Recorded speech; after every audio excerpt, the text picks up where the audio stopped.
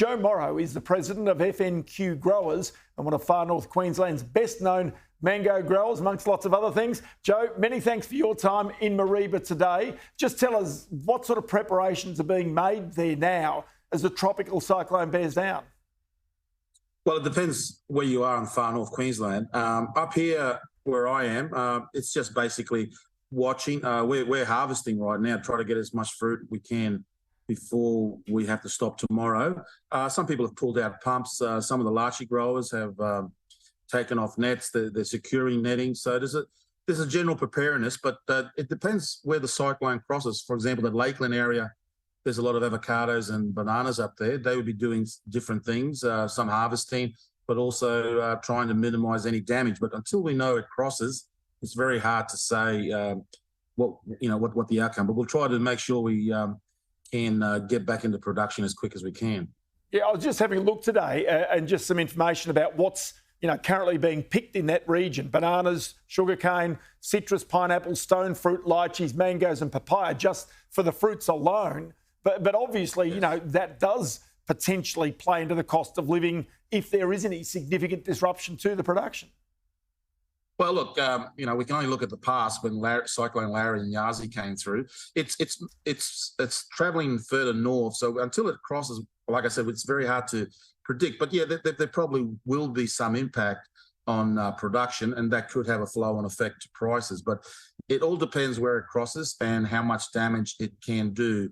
The flooding is probably the bigger worry for some of us, because in particular, the cane growers along the coastal areas, they may be impacted negatively with some of the cane that's in the ground, and flooding could also damage some of the installations to irrigate and some of the low-lying crops. So it's early days, but it's a lot of concern. We're watching the maps, we're watching the radar, and we're taking whatever precautions. But yeah, there could be a flow-on effect down the track, but it's very hard to gauge.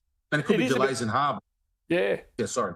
I was going to say it's a bit bizarre, isn't it? Because obviously cyclones bring very heavy rains, which can cause damage, but ultimately it's those very heavy rains that also provide the fertility, provide the nourishment for the fruits and the vegetables you're producing.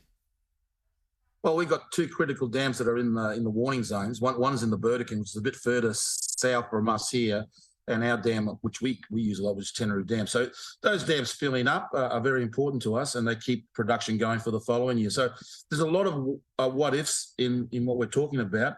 And if it was crossing closer to, say, Cairns or Innisfail, it would have a bigger impact.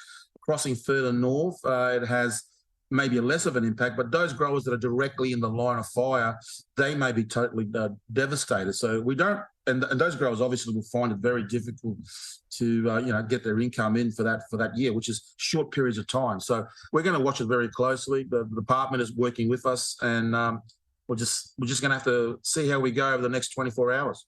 Given the number of cyclone events, flooding events throughout Australia, just how easy is it to get insurance now for your type of operations? Well, there's no such thing as crop insurance up this way. We don't have it. If you lose your crop, you lost your crop, and we can only then rely on whatever some of the disaster relief assistance that comes from the state and the federal government to help growers get through. And the growers in the Tully and Cardwell areas and Innisfail, when Larry and Yazi came through, had to borrow lots of money to stay in business, and some have never have recovered. So it has a big impact.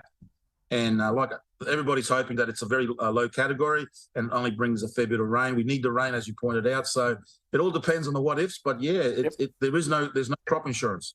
Well, Joe, seriously, we wish you and all the growers up in that region the very best of luck, because they're going to need that as this comes through. And we'll stay in touch. And many thanks for your time today. Thank you for giving me the opportunity to talk about the area. Thank you.